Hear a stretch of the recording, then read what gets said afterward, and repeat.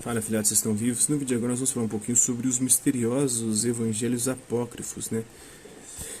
Da coleção Verdades Ocultas de Religião, textos proibidos da Bíblia que revelam histórias surpreendentes sobre Jesus. Essa obra aqui, ó. Os misteriosos evangelhos apócrifos, né? Em um país onde a maioria da população é cristã, o estudo e pesquisa de temas relacionados aos primórdios da fé merecem destaque. Desta forma, esta publicação visa esmiuçar as principais polêmicas em torno dos textos históricos que revelam detalhes dos primeiros cristãos e da vida de Jesus na Terra. Navegue por descobertas arqueológicas, mitos e lendas que acabam promovendo constantes relatos de conspirações religiosas, como o Dan Brown, né, com seu Código da Vinci. Compreendo os motivos que levam à existência de uma aura de mistério sobre o passado do cristianismo e como ele ganhou um mundo e novos adeptos ao longo da história. Editora Scala.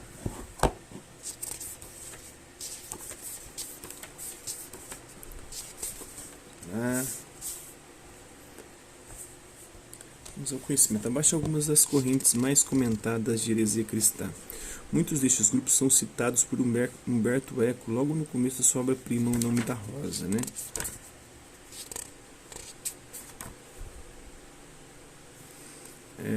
Corrente, a descrição. Os anabatistas, nome que significa rebatizadores. Eram cristãos da chamada ala radical dos protestantes e eram batizados em idade adulta, desconsiderando até então o batismo obrigatório da Igreja Romana. Os paulicianos, seguidores de Paulo da Samosata, bispo de Antioquia, acreditavam ser originários dos apóstolos e que tinham seu início a partir das pregações dos mesmos no primeiro século depois de Cristo.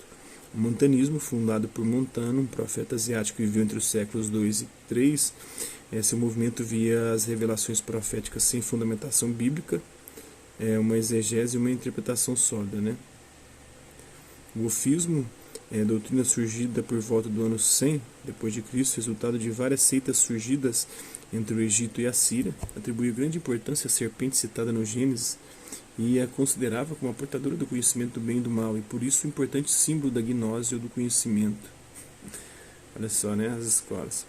O bongomilismo, né, o termo significa amado querido por Deus, no velho idioma búlgaro. Surgiram a partir do avanço dos paulicianos, grupo com uma visão teológica do cristianismo primitivo, para o Ocidente a partir do século VII. Foram considerados uma seita dualista datada do século X. O puritanismo, né, concepção da fé cristã desenvolvida na Inglaterra por uma comunidade de protestantes radicais depois da Reforma, pretendiam purificar a Igreja Anglicana ao retirar os resíduos do catolicismo, de modo a tornar sua liturgia mais próxima do calvinismo, né? O maniqueísmo, fundada pelo profeta persa Mani ou Manes no século III na Pérsia ou na Babilônia, divide o mundo entre bem, ou Deus bom, e o mal, ou Deus mau, né? A matéria é intrinsecamente má, por isso o espírito é intrinsecamente bom, e ao tomar um corpo físico deixa-se corromper. O arianismo, visão sustentada pelos seguidores de Arius, o bispo de Alexandria nos primeiros tempos da igreja primitiva. Esse movimento negava a existência da consubstancialidade, ou seja, que possui a mesma substância entre Jesus e Deus. O Cristo seria pré-existente, que encarnara em Jesus de Nazaré. São duas substâncias distintas, né? O homem e Deus. Então, o corpo era humano, mas o ser era divino. Para os cristãos, né, há uma unidade substancial entre o corpo e o ser divino de Jesus, né? O próprio corpo dele se diviniza ao se encarnar. Deus se fez carne e habitou entre nós. Há uma unidade. O nestorianismo, doutrina do século V, que afirma que há em Jesus duas pessoas distintas, uma humana e outra divina, completas de tal forma que constituem dois entes independentes. Essa doutrina, então, há duas pessoas distintas, né? Então, agora já são duas pessoas diferentes, né? De tal forma que constitui dois. Essa doutrina surgiu em Antioquia e manteve forte influência na Síria, sustentada ainda hoje por correntes ligadas ao movimento Rosa Cruz e à gnose. Um exemplo mais claro de como uma heresia pode ganhar as graças do público está na utilização de um dos mais conhecidos movimentos heréticos como personagens de romances best-sellers, né? Os cátaros. A Bíblia moderna excluiu textos apócrifos, já que eles não possuem comprovação científica de sua origem. Embora até hoje os pesquisadores e historiadores discutam as verdadeiras intenções de tal corrente, é difícil não prestar atenção aos seus verdadeiros intentos. Os cátaros reconheciam dois deuses, um bom, que seria o espírito puro e material, e o mal, que teria criado o mundo material e aprisionado os espíritos dos humanos nos corpos materiais. A diferença entre o comportamento de Deus no Antigo Testamento e no Novo Testamento, onde uma era uma entidade brava e rancorosa e em outro se tornava uma entidade benévola e condescendente, dava base para que a crença crescesse firme e forte.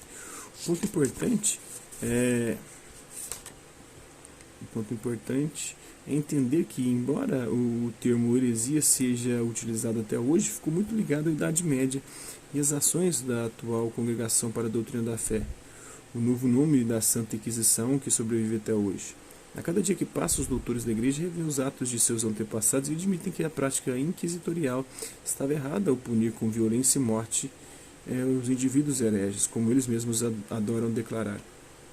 O que não se pode deixar de admitir é o fato de que a Inquisição foi e é considerada ainda como uma das instituições humanas que mais feriu os direitos humanos, principalmente o da escolha religiosa. Apesar que há uma controvérsia também sobre isso, né? Há outros estudos que apontam que a Igreja tentou humanizar a Inquisição e já havia essa perseguição religiosa. Na época, a Igreja tentou dar um julgamento justo, mas também sabe-se que esse julgamento não era nada justo. As práticas de tortura para a pessoa poder confessar e outras coisas absurdas aí quando era a prática de bruxaria. Eu vou falar sobre isso, né, em algumas obras. Eu já devo ter falado algumas obras do Padre Quevedo, né, Antes que os Demônios Voltem, é a principal dele, onde ele fala sobre essas torturas praticadas durante o medievo, né? Por isso que ele fala antes que os demônios voltem, antes que a gente comece a acreditar de novo em bruxaria, essas coisas absurdas, por conta do o neopentecostalismo que ele busca criticar, né? O pentecostalismo e o neopentecostalismo. Se o autor acha que isso se resume apenas a questões religiosas, pense novamente. Em 1965, d.C., John Lennon, então integrante dos Beatles, caiu na besteira de declarar que o grupo era mais popular que Jesus Cristo, o que provocou um grande mal-estar por parte de cristãos do mundo todo que chegaram a queimar em praça pública álbuns da banda. Os cristãos é doido para fazer isso, né? Na época foi uma confusão tão grande que John Lennon teve que se desculpar pelo comentário, né? Porém, tal observação não passou despercebida pela Igreja Católica, que colocou numa espécie de lista de indivíduos perigosos para a doutrina. Boatos não confirmados dão conta de que seus discos não teriam o mesmo sucesso dos demais ex-companheiros, porque os cristãos mais ortodoxos não teriam perdoado a ofensa ao ícone máximo da Igreja, que só teria a ficha limpa em 2006 depois de Cristo.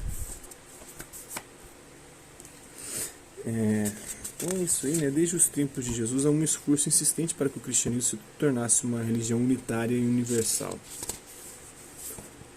Espero que vocês tenham gostado do vídeo. Quem curtiu, dá um like, quem não curtiu, dá um dislike. Quem se interessar pelo conteúdo do canal, é só se inscrever, ativar o sininho e guardar os próximos vídeos e as próximas notificações.